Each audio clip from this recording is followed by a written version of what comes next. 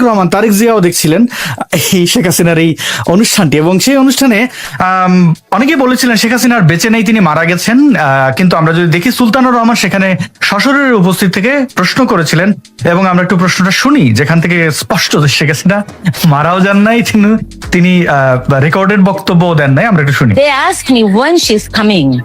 You told that you are coming in December. What is your actual plan? Thank you so much. Unfortunately, my mother is the only one that can answer that, and I think she has left. She's not. No, I am here. I can answer. No problem. Well, you see, I just declared that I am coming. I am going to Bangladesh. Okay. Now the date and everything. Of course, when time will come, I will tell you. I told everybody.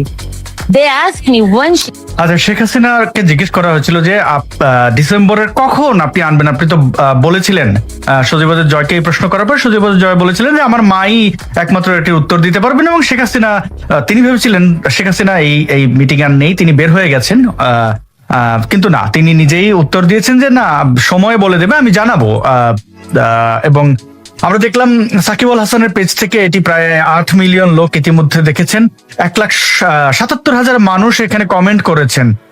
তো আমি এই statistics দেখাচ্ছি এই জন্য যে এটার প্রভাব কতটুকু।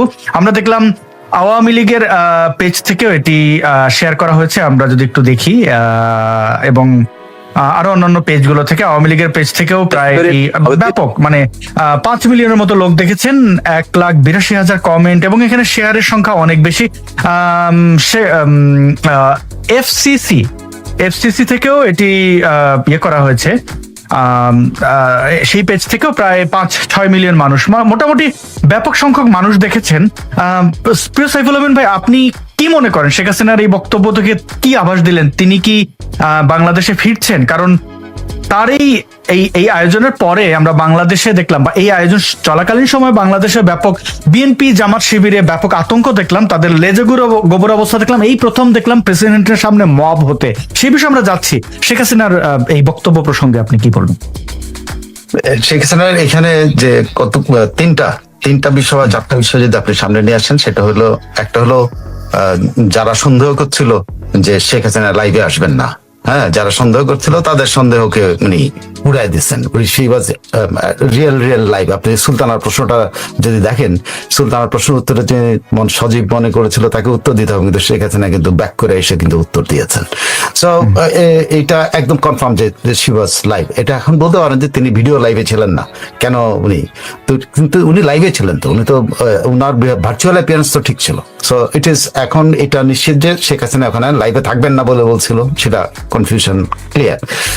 বাংলাদেশ থেকে আশা করা ছিল ভারত এইটাতে বাধা দিবে, ভারত দেয় নাই। ভারত এটাকে মনে করেছে যেটা একটা প্রাইভেট অ্যাফেয়ার্স, উনি ওনার প্রাইভেট অ্যাফেয়ার্স, ওনার বক্তব্য। তো ওখানে আরো একটা জিনিস আপনি যদি বলেন যে শেখ হাসিনা কেন লাইভ ছিল, প্রমাণটা কিন্তু আপনি যদি শেখ হাসিনা তার ভাই সম্পর্কে উনি কথা বলার পর, অনেকে বলছেন যে উনি অপ্রস্তুত ছিলেন, উনি আমি দেখেছি কমেন্ট কয়েকটা যে উনি প্রস্তুত ছিলেন না। আসলে ঘটনাটা তা না, কিন্তু উনি প্রস্তুত ছিলেন, কিন্তু উনি ওনার ভাইয়ের আজকে জন্মদিন, ছোট ভাইয়ের জন্মদিন, শেখ কামালের আজকে জন্মদিন, সে জন্মদিনের কথা বলতে, ভাইয়ের কথা উচ্চারণ করতে গিয়ে তিনি অলমোস্ট গলাটা ভারী হয়ে আসছিল, গলাটা ভেঙে আসছিল, মনে হচ্ছিল ওনার কান্না পেয়েছিল, এরকম। সো এইটাতে প্রুভ হয়, আপনার একটা জায়গায় কনফার্ম করে এটা হলো ইট ওয়াজ লাইভ। ওকে, 2 নম্বর জিনিসটা, উনি যে উদ্দেশ্যে এটা করেছেন, উদ্দেশ্যটা কিন্তু আমি আপনাকে বলি, উদ্দেশ্য প্রথম থেকে আমার ধারণায় ছিল যে এটা আসলে ইন্টারন্যাশনাল কমিউনিটির কাছে উনি পৌঁছানোর জন্য, ইন্টারন্যাশনাল কমিউনিটির কাছে ওনার অ্যাপিলটা পৌঁছানোর জন্য, বা ইন্টারন্যাশনাল কমিউনিটিকে জানানো যে আমি যাচ্ছি, বা বাংলাদেশের এই পরিস্থিতি, বাংলাদেশের এই পরিস্থিতি থেকে বাংলাদেশকে মুক্ত করার জন্য, জনগণের পাশে দাঁড়ানোর জন্য আমি যাচ্ছি, এটা ইন্টারন্যাশনাল কমিউনিটির কাছে জানানো, প্লাস ইন্টারন্যাশনাল কমিউনিটিকে তার মুখ থেকে অফিসিয়াল ইন্টারন্যাশনাল কমিউনিটিকে জানানো যে বাংলাদেশের পরিস্থিতিটা এই।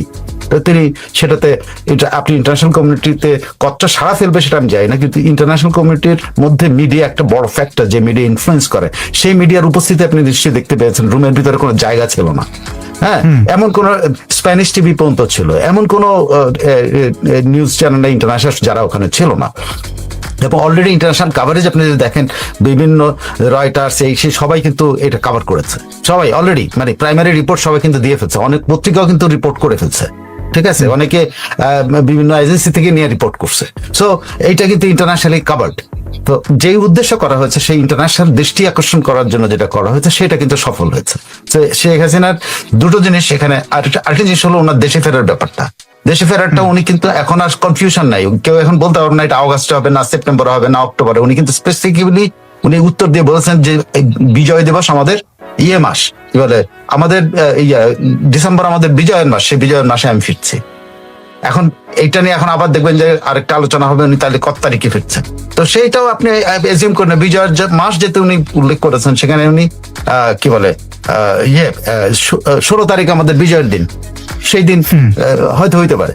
আরেকটা জিনিস যে লাইভ নিয়ে যে কোশ্চেন গুলো ওনার যে লাইভে 11 উনি দেখেন একজন ভারতীয় সাংবাদিক, আমি ওকে এক্স্যাক্টলি ওনার নামটা মনে নাই, আমি লাইভে দেখছি, তিনি প্রশ্ন করেছেন যে আপনার তো পারিবারিক একটা ঐতিহ্য আছে যে আপনি দরগাগুলিতে যান, আপনার দরগা কোনো কিছু শুরু করার আগে দরগায় যান, আপনি কি নিজামুদ্দিন আউলিয়া, তো আপনার বাবাও এই দরগায় আসছে, আপনার ঐতিহ্য আছে যে আপনি নিজামুদ্দিন আউলিয়ার দরগায় যাবেন কিনা। সেখানে কিন্তু উত্তর দিয়েছেন তিনি উত্তর দিয়েছেন হ্যাঁ উনি যখন যাবেন তখন যেখানে যেখানে তার যাওয়া দরকার সেখানে সেখানে উনি যাবেন। তার মানে কি আপনি পুরোটাই কিন্তু লাইভে ছিল। এটার মধ্যে আর এখন কনফিউশন করার, এই যে এখনো অনেকে কনফিউশন, হ্যাঁ উনি লাইভে ছিলেন কি ছিলেন না, রেকর্ডেড কি রেকর্ডেড না।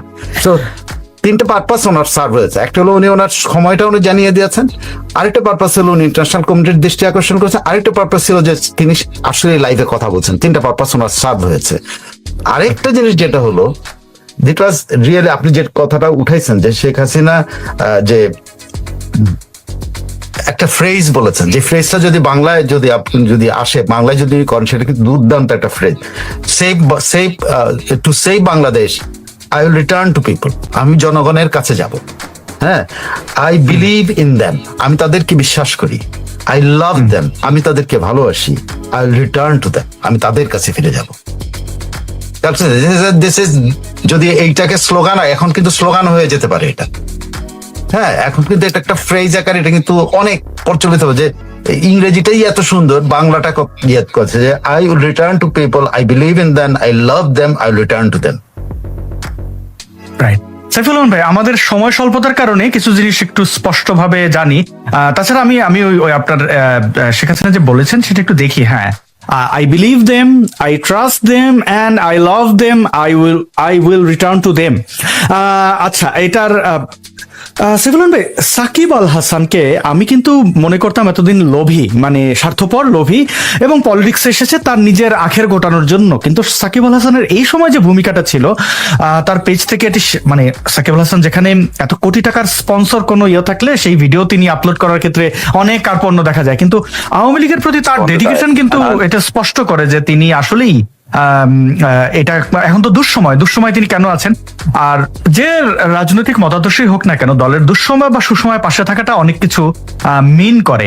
আমরা দেখলাম আজকে তার বাড়িতে কিন্তু ককটেল হামলা হয়েছে, সাকিব আল হাসানের বাড়িতে ককটেল হামলা হয়েছে। কেন? তিনি রাজনৈতিক তার কোনো একটা অনুষ্ঠানে তিনি থাকবেন, এটা হচ্ছে রাগ। এই জিনিসটা কিভাবে দেখছেন সংক্ষেপে যদি বলতেন, তারপরে আমরা একটু যে প্রেসিডেন্টের সামনে মব হয়েছে সেটা একটু বোঝার চেষ্টা করব। অমানুষের দল হচ্ছে, আমি দুঃখিত। জি সাইফুল রহমান ভাই, অমানুষের দল অমানুষের মতো আচরণ, এটি তো স্বাভাবিক। অমানুষের দল তাদের নিজের অধিকারের কথা, তারা কিন্তু আপনারা গালি দিতে পারবে, কিন্তু আপনি তারা গালি দেওয়ার তো দূরে কথা, আপনি গালি দেওয়ার প্রতিবাদ করলে আপনার উপর হামলা হবে। এটা তো অমানুষের কাজ, সেটাই চলতেছে বাংলাদেশে। এবং এটা তো ধরেন আজকে 2 বছর ধরে শেখ হাসিনা সেই অন্ধকার সময়ের কথা বলছে। শেখ হাসিনা সে বলছেন যে আমার দেশ আজকে একটা কারাগারে পরিণত হয়েছে, আমার দেশের মানুষ নির্যাতিত হচ্ছে। এই কথা, এই যেটা আজকে যদি সাকিবের বাড়িতে এটা হয়ে থাকে, শেখ হাসিনা এই বর্ণনাটাই দিচ্ছেন, এবং এই অমানুষের দল সেই কাজটাই করছে। এবং ইন্টারন্যাশনালি কিন্তু এটা সামনে আসবে। সাকিব আল হাসান আর যাই হোক, আপনি সাকিব আল হাসানের বাড়িতে, মাশরাফির বাড়িতে হামলার পরে কি পরিমাণ ইন্টারন্যাশনাল আপরোর হয়েছিল, সমস্ত ক্রিকেট অনুরাগীরা কিন্তু এতে ইনভলভ হয়েছে। আজকে সাকিব আল হাসান কি কারণে? সাকিব আল হাসান কোথাও যেতে পারবে না, ওরা সব জায়গায় যেতে পারবে, সাকিব আল হাসান যেতে পারবে না। রাইট। আর কতদিন শেখ হাসিনা ফেরার এটা তাদের কি চলছে তাদের মনে? এটা তো আপনি তো দেখছেন, আপনি তো বলছেন যে সবাই লাইভে দেখছে, বলছেন না আপনি নাকি? আপনি এর আগের অনুষ্ঠানে সবাই, তারেক রহমানও লাইভে ছিল, ইউনুস সেন্টার লাইভে ছিল, বিভিন্ন জায়গা থেকে ওরা কি করছে, যেখানে যেখানে তাদেরকে খুঁজতে পারবে না পোলাপাইন, আওয়ামী লীগের ছেলেরা খুঁজতে পারবে না, সেসব জায়গা থেকে লাইভে গেছে। কিন্তু আওয়ামী লীগের পোলাপাইন ঠিকই খুঁজে বাইর করে কিন্তু ফটো কি যেন বলে ওটা স্ক্রিনশট নিয়ে রেখে, স্ক্রিনশট নিয়ে। হ্যাঁ, সবাই। ইউনুস সেন্টারও ছিল, তার মানে ইউনুসও ছিল, কোনো না কোনো লাইফের ভিতরে তারা ঢুকে পড়ছে। এখন যেটাই হোক, এদের এদের এদের যে জুলাই যে ঝুলে গেছে, এটা আর কোনো ইয়ে নেই। এখন ওরা, আপনি দেখছেন যে একজন আয়াস না ফায়াস ওরে কি পরিমাণ সাপের মতো করে পিটাইছে, একদম ওর এই কাপড় ভিজে গেছে, এমন পিটান পিটাইছে, কাপড় ভিজায় ফেলছে সে। যদিও সে আর অন্যদের সেও পিটাইছে, কিন্তু তাহলে তো মোটামুটি সাপের মতো পিটাইছে। তো এই যে পিটানিটা তো আপনার শুরু, এটা শুরু। এটা 2 বছরের মাথায় এই বয়ান আসবে, কেউ কল্পনা করতে পারছে? 2 মাসের মাথায়, 2 বছরের মাথায় এইটা আসবে, এবং এই জুলাই মাসে তাদের কি পিটানো হচ্ছে। এবার বলেন জুলাইয়ের পর অগাস্টে যাই কি হবে, মানে এই জুলাই অগাস্ট, যেটা তারা 36 জুলাই, সে 36 জুলাই তো তাদের কি পিটানো হইলো। যে 36 জুলাই হলো তাদের বিজয় দিবস। বিজয় দিবসে তারা রাষ্ট্রপতির সামনে যায়, ওখানে ধাক্কার শিকার হয়েছে। বাইর করেন। জি, অনেক ধন্যবাদ সাইফুল আলম ভাই, আপনার সময় স্বল্পতা, আপনি আমাকে সময় নির্ধারণ করে দিয়েছিলেন। আপনি যদি চান তাহলে লিভ নিতে পারেন। আমি একটা ভিডিও দেখাবো দর্শকদেরকে, একটা লোকের আমার খোঁজ দরকার। সেই লোকটা হচ্ছে এটা, আমি দেখাচ্ছি কি করেছে। প্রিয় দর্শক, আপনারা ছিলেন, সাইফুল আমিন ভাই আমাদেরকে সময় দিয়ে, আপনার যদি 1-2 কথা থাকে, শেষ কোনো বক্তব্য। সবাইকে শুভেচ্ছা আজকের দিনের মতো, যে যেখানে আছেন সেখানকার শুভেচ্ছা। আর যথারীতি যেগুলো বলি, হ্যাকলিং করেন, এই যেগুলো এই জুলাইতে চলতেছে, এদের উপরে এটাই মানে মারধর করেন না, গায়ে হাত তোলেন না, বাট হ্যাকলিং করার জন্য আবেদন জানাই। আর হলো ইউনুসকে যে কোনো জায়গাতে ওর সমস্ত প্রোডাক্ট বর্জন করেন। সবাইকে ধন্যবাদ। আমি আবার একটু পরে আমার সাইফুল স্টুডিওতে একটা লাইভে আসবো, সেটার জন্য একটু আপনাদের অনেক ধন্যবাদ। অনেক ধন্যবাদ সাইফুল আলম ভাই, আপনি আমাদের সময় দিয়েছেন। প্রিয় দর্শক, আপনারা যে যেখান থেকে দেখছিলেন, কমেন্ট করছিলেন, বক্তব্যটা হচ্ছে শেখ হাসিনার ব্যাপারে আমার অবস্থান কি? আমার অবস্থান হচ্ছে তিনি বাংলাদেশের নাগরিক, শেখ হাসিনা যা, তসলিমা নাসরিনও তাই। যদি কোনো অপরাধ করে থাকেন, দেশে এসে তিনি রাজনীতি করবেন, তিনি তার এই স্বাধীনতাটুকু রয়েছে। তাকে যদি জোর করে আপনারা সরিয়ে দিতে চান বা তাকে নিয়ে অশ্লীল অশ্রাব্য কথাবার্তা বলেন, তাহলে সেটা কোনোভাবেই মানা যায় না। আমরা দেখলাম তার বিরুদ্ধে যে রায় হয়েছে, সেই রায় তো কোনোভাবেই ফেয়ার না, বরং প্রহসন। তিনি তার আইনজীবী পর্যন্ত সেখানে নিয়োগ করতে পারেনি। তো এইভাবে এটা তো মানে মব রাজ্য কায়েম করতে দেয়া যাবে না। তাই আমি চাই তিনি বাংলাদেশে ফিরুন এবং তার ব্যাপারে সুষ্ঠু তদন্ত হোক। তিনি যদি জুলাই আগস্টে হত্যার হুমকি দিয়ে থাকেন, মানে নির্দেশনা দিয়ে থাকেন, তাহলে নিশ্চয়ই বাংলাদেশে তার সাজা হবে। কিন্তু তাকে বাংলাদেশের বাইরে রেখে তার দলের কর্মীদের ঘরছাড়া করে আপনারা এটা কি প্রমাণ করতে চান? আমি তো অসংখ্য মানুষকে চিনি যারা নিরপরাধ, তাদেরকে বাড়ি ছাড়া হয়ে থাকতে হয়েছে শুধুমাত্র আওয়ামী লীগ সমর্থন করেন এই অপরাধে। যদি আওয়ামী লীগ সমর্থন করা অপরাধ হয়, তাহলে এই বাংলাদেশের নামটাম পাল্টান, জাতীয় সঙ্গীত, জাতীয় পতাকা পাল্টান, কারণ এই স্বাধীনতা তো আওয়ামী লীগের হাত ধরে এসেছে।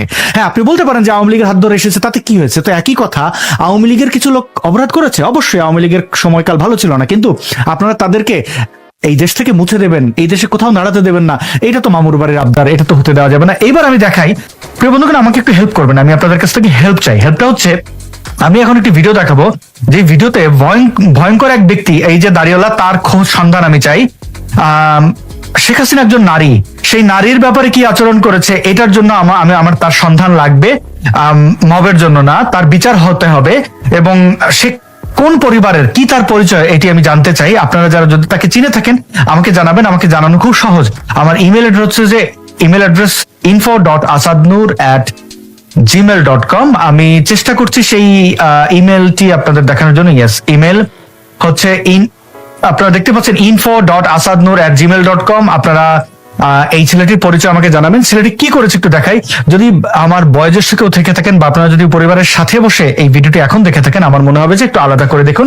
কারণ এই এনসিপির গুন্ডা, জুলাই জঙ্গি কেন বলি, কারণ এদের তো মা বোন নেই। এরা যা কিছু করে সেটা কোনোভাবে সামাজিক ভাবে এই সব নিয়ে চর্চাও করা যায় না। হাদির বক্তব্য নিশ্চয়ই শুনেছেন। আমি আরো বেশ কিছু আজকে একটি ভিডিও আপলোড করেছি, যেখানে আমি সেই ভিডিওটা দেখাচ্ছি, কিন্তু এখানে দেখুন সে কি আচরণ করেছে।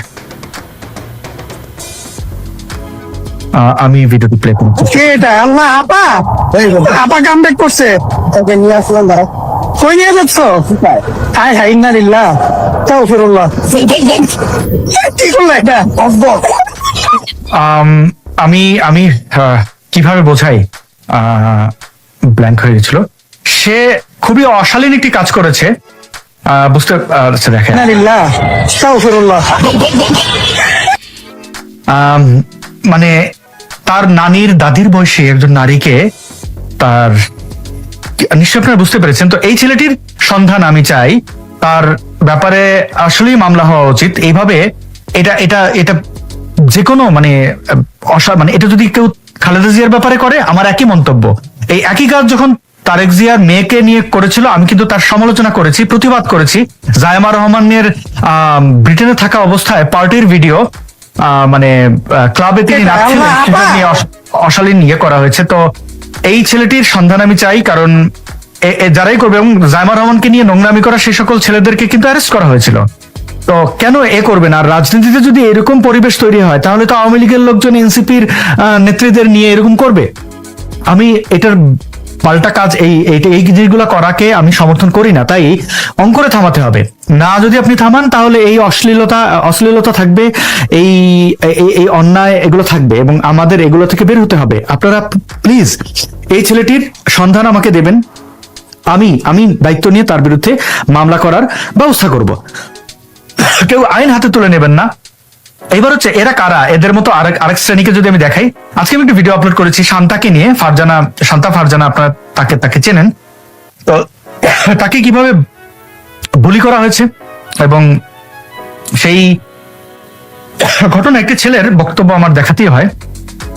আমি দেখাই যে এরা সেক্সুয়ালি কতটা ফ্রাস্ট্রেটেড, এটাকে দেখুন, এবং তারা কি করে। কত প্রকার ও কি ওর দুইটা পা ধরে যখন ছিঁড়ে দিব জুলাই যোদ্ধারা, এবং ওর ওই জায়গা মতো একটা বাস ঢুকে এবং ওর ওই জায়গা খেয়াল করবেন ওর এক্সপ্রেশন, ওর ওই জায়গা মতো বাস ঢুকে যখন ঝুলে রাখবে, ওর মুখের এক্সপ্রেশন দেখুন, মানে সে প্লেজার পাচ্ছে যে এই কাজটা করলে তার কেমন লাগবে। মানে একটা রেপিস্ট যখন রেপ নিয়ে ভাবে, তার যে অভিব্যক্তি, মুখের ফেশিয়াল এক্সপ্রেশন, সেটাই ওই জায়গা মতো একটা বাস ঢুকে এবং ওর ওই জায়গা মতো একটা বাস ঢুকে স্বাভাবিক মনে খারাপ করে রাখবো, তাহলে বুঝতে পারবো। আমরা দেখছি কিছু সুচির বাইনচোট, কিছু খানকি মাগি যেগুলা মোদির অবৈধ বিল দিয়ে তৈরি হয়েছে, এই মাগিগুলা ইদানিং দেখি শহীদ পরিবারদেরকে নিয়ে এবং আহতগুলো কটাক্ষ করে।